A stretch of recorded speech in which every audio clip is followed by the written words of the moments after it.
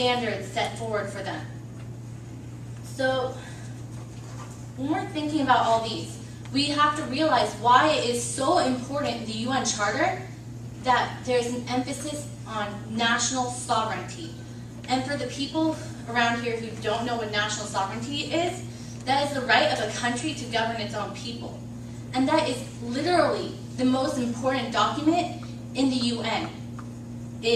And so many countries base their national policy on this one concept of national sovereignty.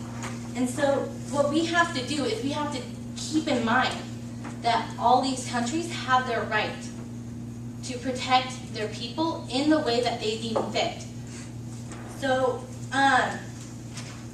when considering all of that, I think it is really important to consider, where do our values lie as an international community? Are we going to, jump up and go to arms because of an issue like gender violence, which, while important, needs to be dealt with on an individual basis? Or are we going to come and, make people feel threatened and maybe do more harm than good? Thank you.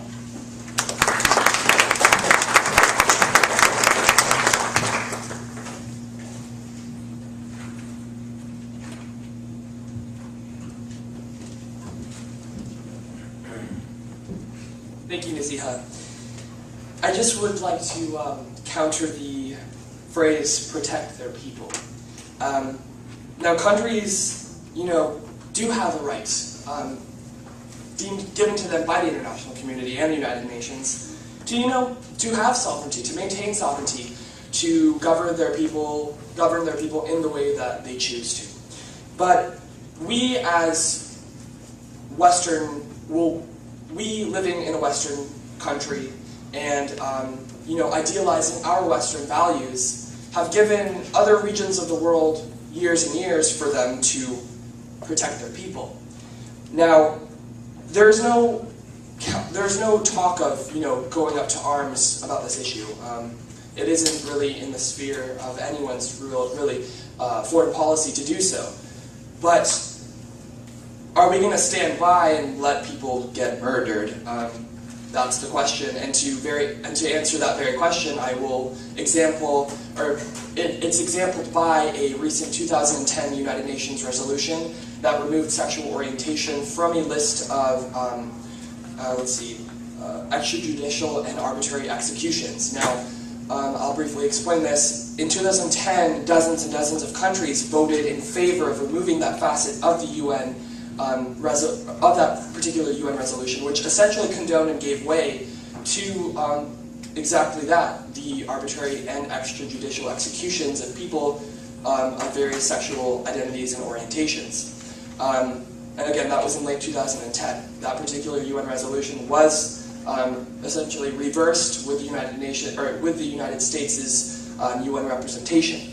But the question still lingers. In many parts of the world, sexual minorities are not protected, and the vast majority of nations have signed on to this UN Declaration of Human Rights, yet blatantly contravene many of the articles mentioned therein. And also, countries do have a right to intervene.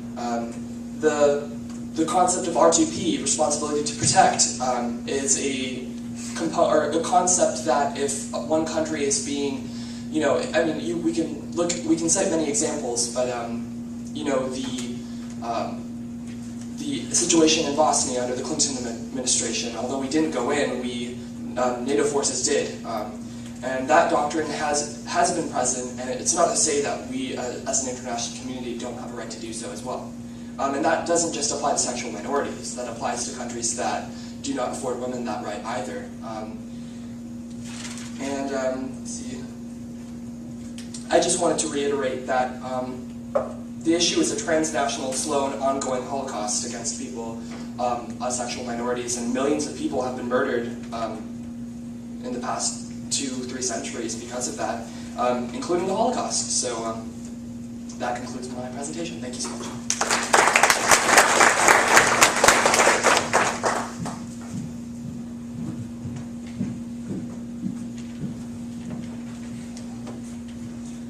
Hi again.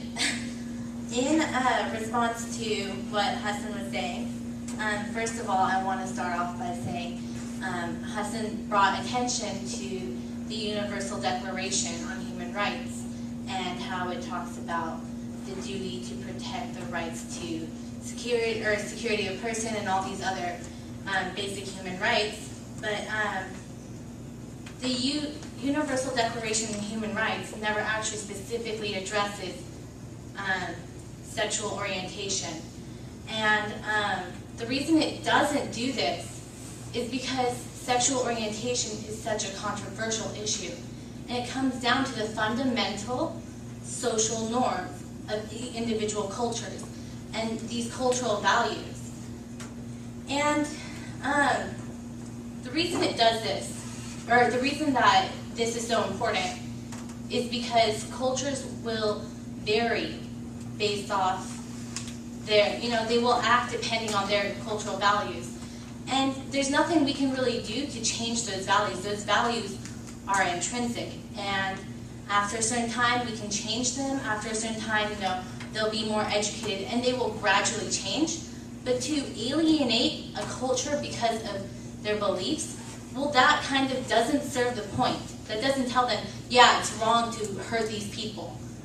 What it does is it makes them feel like they can't communicate with the international community in case they need help or whatever it is, or that these people who believe these values, they don't feel that they can approach the international community to step in for them. And the funny thing about the international community is that they have made provisions for us, or for different countries to step in when the society asks for it. However, to step in before it, as I've said before the society is ready, is detrimental to the social values. The other thing that I personally find interesting is these Western values can be hypocritical in a way. These Western societies have evolved in their own way for hundreds of years. They condemn sexual orientation and other sorts of things, but they are blaming other countries for evolving in their own way. And at a certain point in time, they will agree to these human rights, but they just aren't ready for them yet. And in regards to some of the statistics that Hassan threw out there about, gender violence, how 1 in 3 people internationally suffer from gender violence. Well, in the U.S. it isn't much better, yet we're running around telling other countries how to run themselves, and it's a little bit of a hypocritical stance. So keeping that in mind, I think it's really important that we consider that certain cultures will protect certain values. For example, certain tribal cultures, out of 49 studied, 29 of them supported gay rights and sexual orientation that was apart from the heterosexual norm. So I think it's important to consider that these cultures will vary depending on their background, and we need to adapt to that instead of applying a one-size-fits-all solution. Thank you.